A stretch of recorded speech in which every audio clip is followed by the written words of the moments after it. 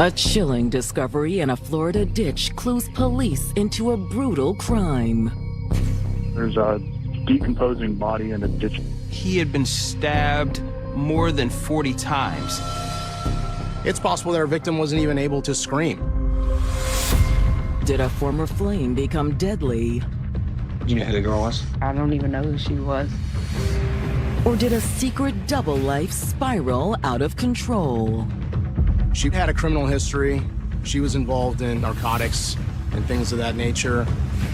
She had been cheating on him. She went over to dude's house, hung out with him. That car was set on fire. It was completely destroyed.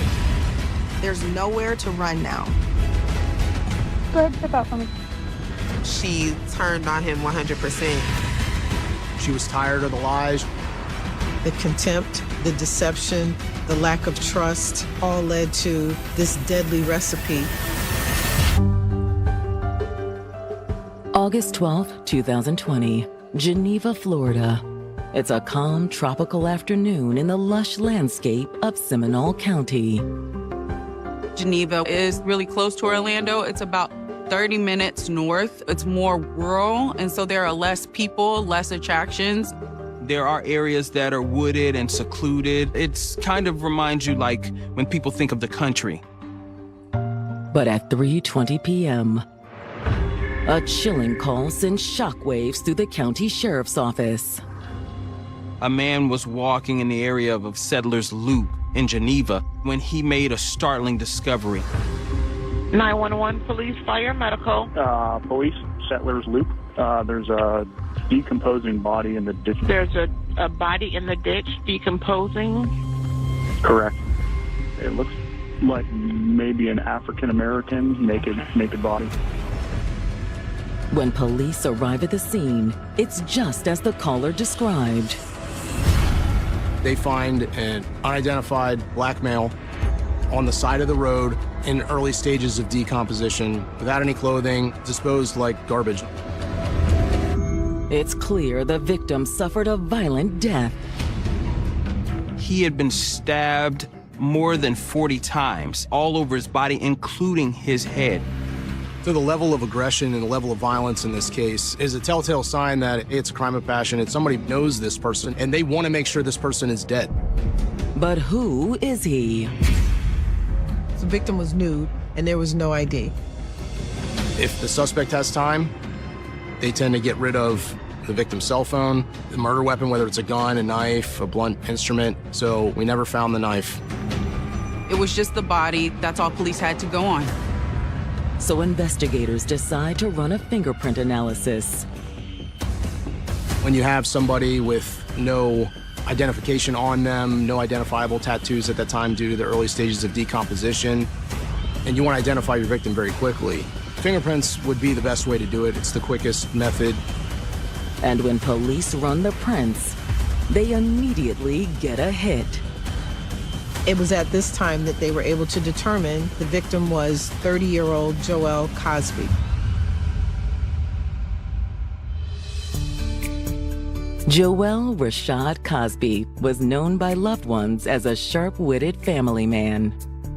He was one of the funniest people ever, whether it was dancing or singing or telling a joke.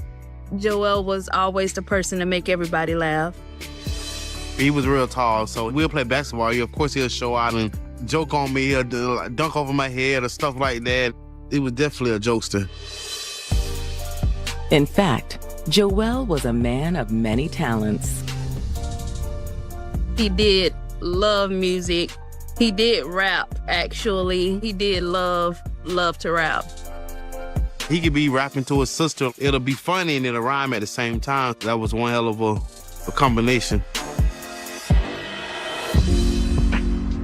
But nothing was more important to Joel than being a father.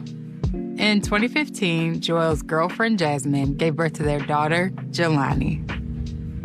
When he held her, it was different. He did not put her down, like, the entire time that he was in the hospital with her. He overly loved her. Very hands-on. She looked just like him. I mean, it was a beautiful thing. However, the union between Joelle and Jelani's mother, Jasmine, wasn't meant to last. It wasn't one of those things like, you know, I don't love you, I don't want to be with you. It's just my life is not where your life is. So Jasmine basically ended that relationship, but the two ended in good terms and were still close. At some point, it just didn't work out, but he wanted to be a good dad to his daughter. So they just co-parented together and remained friends. In the meantime, Joelle took a job at a local car dealership to help provide for Jelani. We worked there for a while. We was doing detailing work, and we started doing outside of work. Some customers or friends of ours will like start detailing their cars.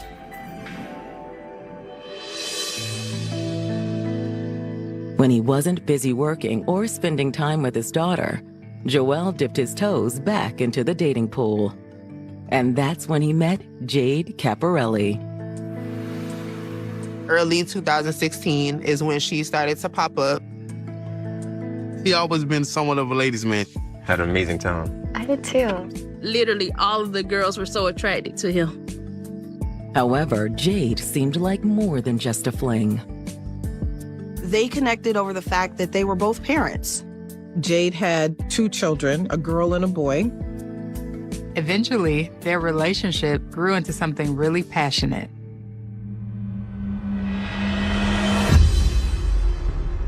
But 5 years later, Joelle has been identified as the John Doe stabbed and discarded in Geneva, just 9 miles from his home.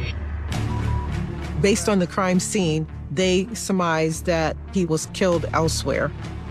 He was stabbed over 45 times, so the person's going to bleed. They're going to bleed a lot, but it was a noted lack of blood around the body. He was nude, there was no weapon they could find, and there was no blood at the scene. They have no clues to even start this investigation. As CSI continues processing the crime scene, detectives prepare to deliver the tragic news to Joelle's loved ones. That was the worst day of my life. And I lost it. I'm so sorry. I couldn't believe it. I couldn't believe what I was hearing. My body got cold. It's just a feeling like you're so torn and broken, like, wow, this can't be real. Unfortunately, Joelle's family has no idea who could have done this. Is there any reason he would have been in the Geneva area? They didn't really have any ties to that area specifically, like, at all. They didn't have, a prior address there or had a friend or anything like that. You don't mess with nobody. I keep saying he's a clown. It was never nothing, no serious, no guns, none of that. He seemed like a good guy and did not have any enemies, and so they couldn't imagine who would want to harm him. Can you tell me about the last time you spoke with Joelle? The last time his family had seen him was about 1 week earlier. He's known for, I'm gonna come over and then I probably see y'all in 3 days, 4 days, but I'm okay. That was normal. His mother is able to tell the police that she had seen her son on Sunday, August 9th, around 9:30 p.m.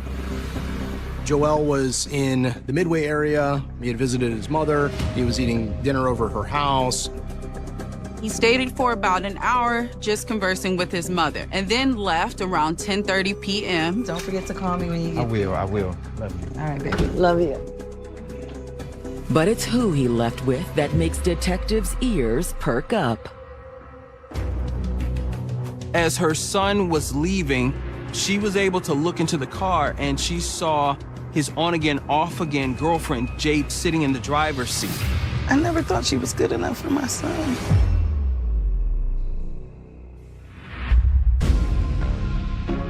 After becoming a father and setting off on a new path for himself, 30-year-old Joelle Cosby had found a kindred spirit in Jade Caparelli. Joelle and Jade hit it off. She was also a parent. Joel was still very active in his daughter's life from his previous relationship. He was definitely a funny, hands-on dad. But now Joel has been the victim of a brutal stabbing. And in speaking with his mother, it seems Jade Caparelli may have been the last person to see him alive. Joel's mom recalls seeing him get into a white Dodge vehicle. As her son was leaving, she was able to look into the car and she saw his on-again, off-again girlfriend, Jade, sitting in the driver's seat. According to Joel's family, Jade is nothing but trouble. I always thought that she was not good enough for my son. His mother was one of the first people. She's like, I don't like her. Jade had a criminal history. She was involved in narcotics and things of that nature. Joel's family knew of Joel and Jade's relationship. They described it as toxic. You know, the way they spoke to each other and arguing and things like that. What's your problem now, Jade? No, I know you're lying. Lying about what? They would talk and then they wouldn't talk. They would block each other. They would not speak. They would be back together. You know what? I'm done with this, man. You're crazy. After learning about Joel's rocky relationship with Jade, detectives are eager to speak with her, but she's not easy to get a hold of. We got her phone number and tried different addresses and finally were able to get in touch with her. She agrees to meet them at the station for an interview. We're here in reference to, as you were aware of, the death of Joel Cosby. Raise your right hand for me. You swear that everything you tell me today is the truth, the whole truth, and nothing but the truth, so help you God. Yes. Detectives begin the interview by asking Jade about her relationship with Joel. Me and Joel have been on and off for like 5 years. I love him. But she admits the relationship had its issues. He's left a few times and got involved with like another girl. Do you know who the girl was? There was another little white girl. I don't even know who she was. Jade also told investigators that Joel was still close with his child's mother, Jasmine. However, despite their ups and downs, Jade says she and Joel always came back together. She says they've recently gotten closer than ever. In fact, she says they even went apartment hunting last week. We were looking for a place, so he was looking. Okay. When was the last time you guys were together? This weekend. What day? Sunday. Sunday's the last time. Okay, tell me about that day. Jade says she and Joel hung out all afternoon, and she dropped him off at his mom's house around 9:30 p.m. Did you ever go to his mom's house? No, I didn't go in there and speak to her or anything. While Joel was eating dinner with his mom, Jade went to run some errands. She confirms that she picked Joel up from his mom's house around 11 p.m. Jade says after that, she drove Joel to his home and left him there. You left him at the house? Yes, he went inside. You leave him around midnight, somewhere, give or take? Yeah, because Drive straight home? Yes, I went straight home. Jade said when she tried calling Joel the next morning, she didn't get an answer. What time did you call him next day? I called him probably around 5, 6. In the morning or p.m.? No, in the morning when I got up. Okay. What are you up so early? I usually can't sleep very much, to be honest. But when detectives ask Jade what happened next, she makes a shocking admission. She met up with another man on Monday. And you immediately went the absolute next day, the next morning, Monday morning. Another dude.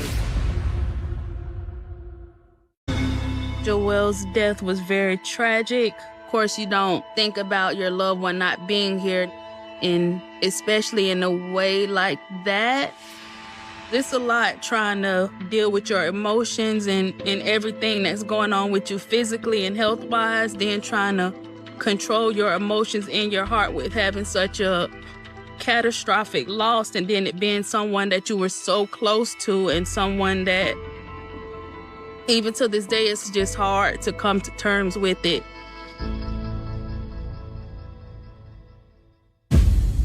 Seminole County detectives investigating the stabbing death of beloved 30-year-old father Joel Cosby are speaking with his girlfriend, Jade Caparelli. The Monday after Joel went missing, she met up with another man. You immediately went the absolute next day, the next morning, Monday morning. It was her ex-boyfriend, Marvin Bryant. What's your relationship with Marvin? Is it still intimate? Not really. No. Not really, or no, or yes? No. Jade explains that Marvin is the father of one of her children, and they still maintain a friendly co-parenting relationship. So you get up the next morning and you drive back to Marvin's house in Orlando. Where does he live in Orlando? He lives in Apopka. Detectives are now wondering if Marvin had an axe to grind with Joel. Is this a love triangle situation? What does Marvin think of Joel? He doesn't really know Joel to think of him. Did they ever talk? They don't talk to each other. Jade insists Marvin would never hurt Joel. So he's a good guy? Yeah, he's very good.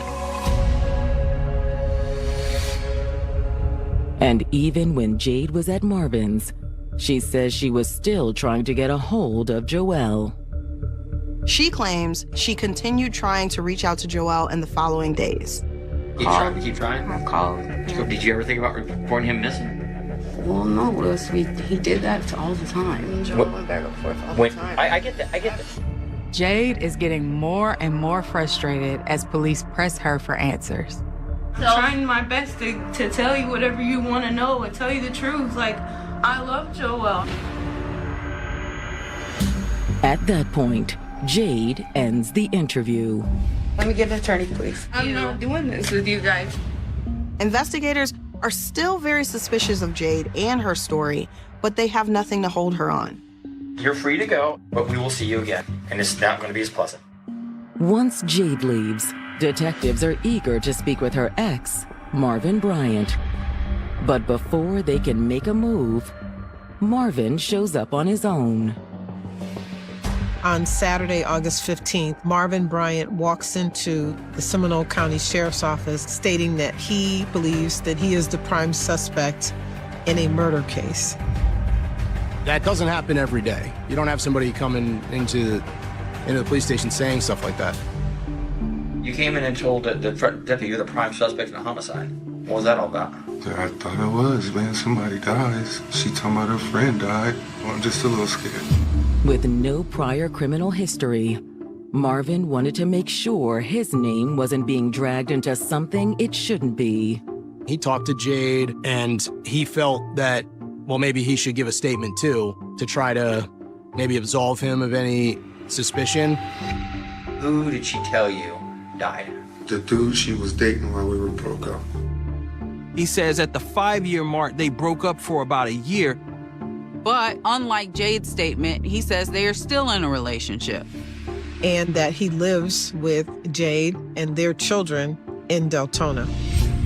Why would she tell us you live in Apopka? Why would she say that? I'm not sure about that. At that time, detectives realized that these three are in a love triangle. Jade has been dating them both.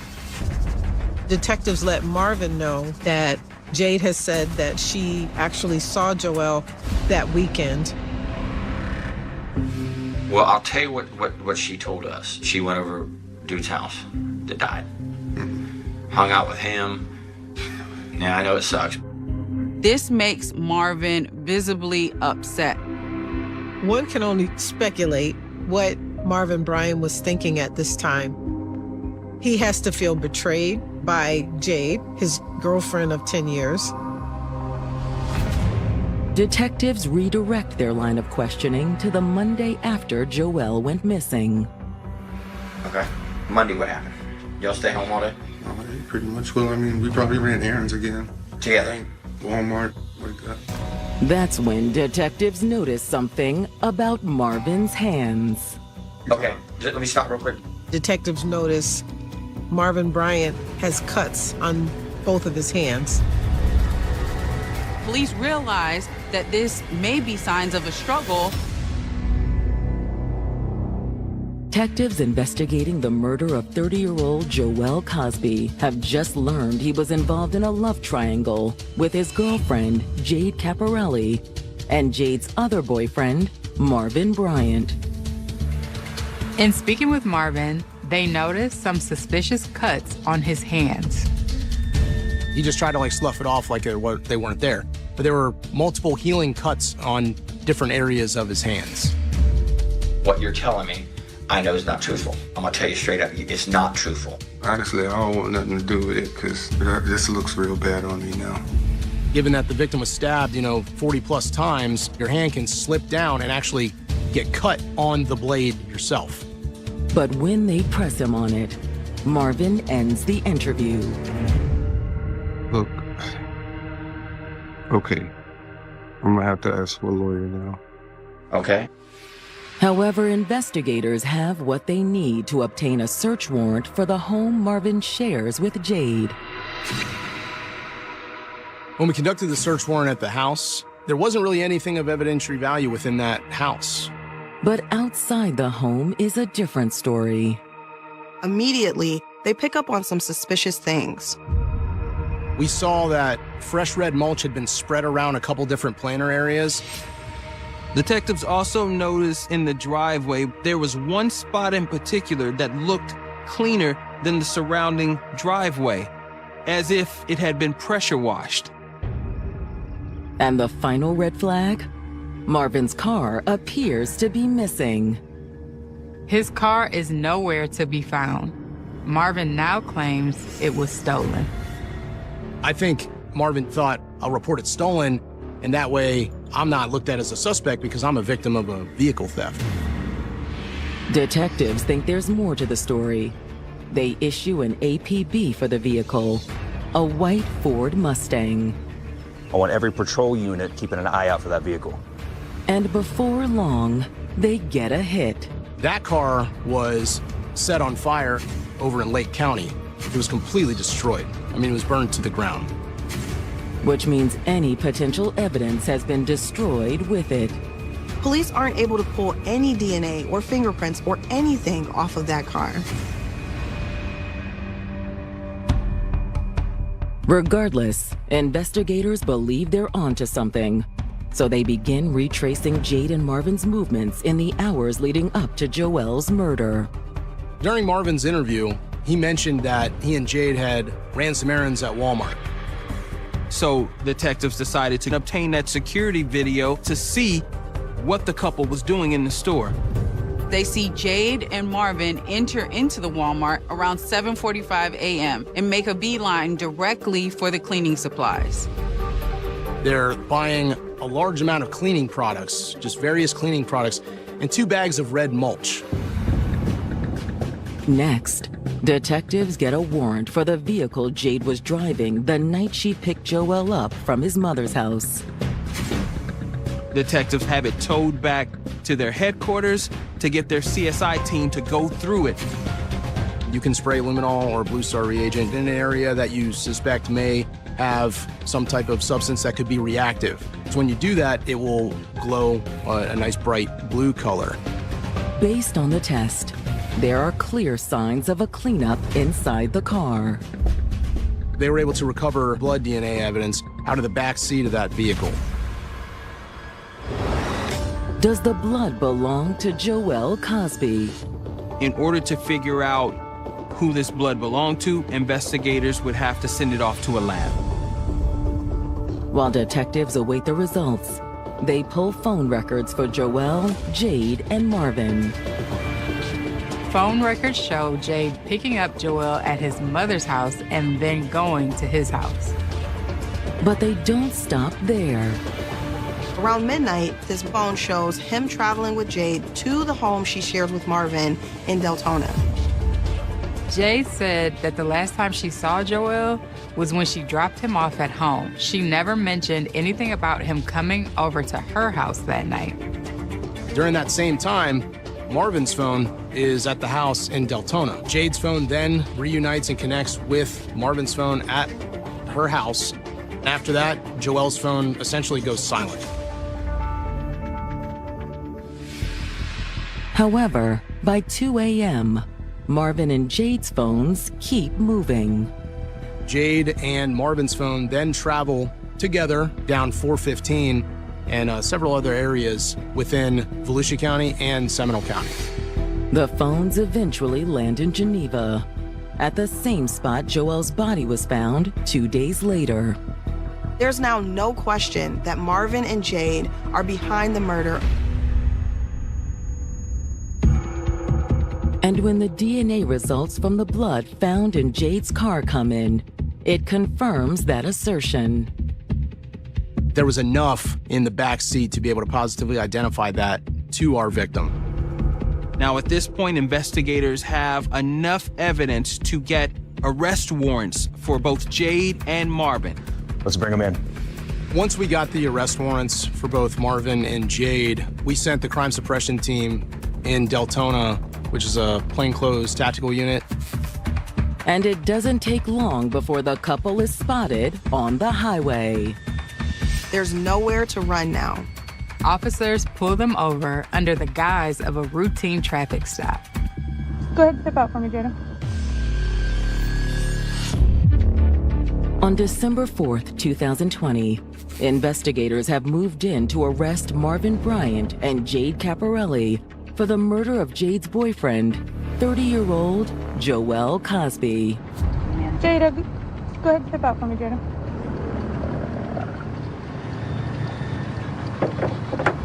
Come back here with me. What's your full name? Jade Caparelli. All right. Well, I'd like to know why I'm going to arrest you. I will explain to you in just a minute.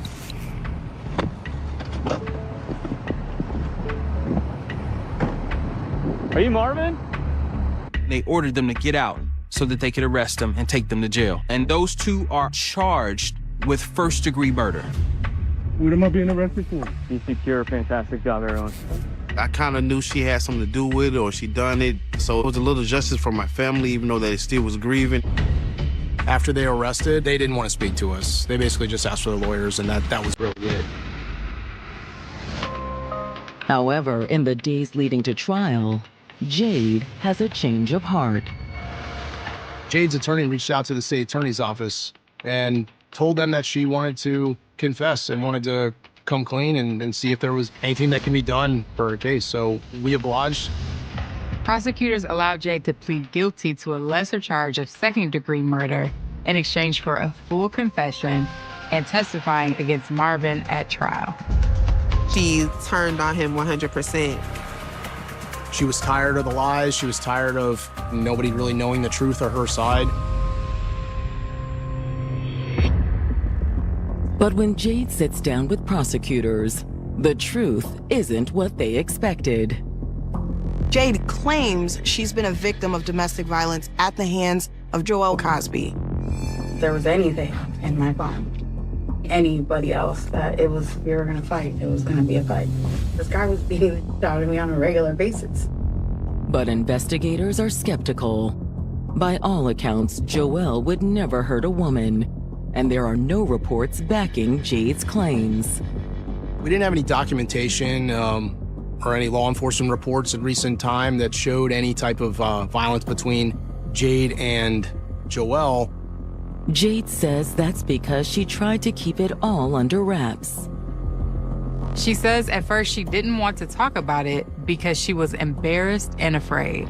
My mom suffered a lot of abuse when I was younger, and she told me not to let anybody do that to me.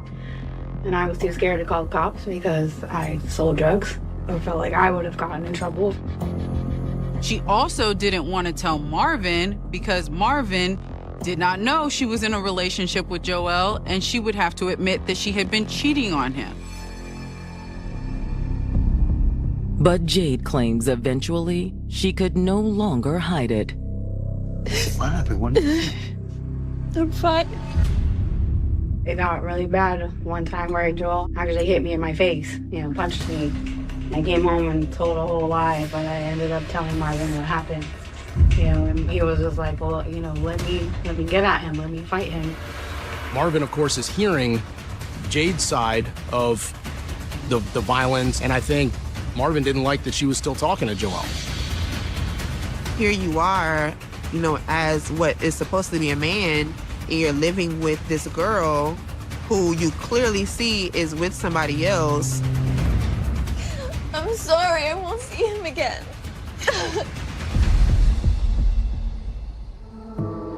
But she couldn't stay away and continued two-timing both men. So when Jade decided to get together with Joel on the night of the 9th, tensions were already running high. She said after she dropped him off at home, they got into an argument because she didn't want to spend the night. You really not gonna stay tonight? I already told you I'm not staying tonight. So where you going? It doesn't matter, just leave me alone. So I jumped up and grabbed my stuff so I could go home. And he jumped in my car. And I was just like, I'm gonna bring you to Marvin so he can fight you. And I called Marvin and told him, hey, he's in the car, he's not getting out, I'm bringing him over. Bring it, let's go, start the car, let's go, I'm ready. He wasn't gonna back down from Marvin. He didn't mind confronting him and just being like, what's your problem? And we believe that's why he willingly got into that car with Jade to ride over the house. But when they arrived in Deltona, Joel never could have anticipated the fury that awaited him. Joel was walking basically into a trap. When I pulled up to the driveway, Marvin was already in the driveway. It was such a quick and brutal attack. You didn't even give him a chance to defend himself.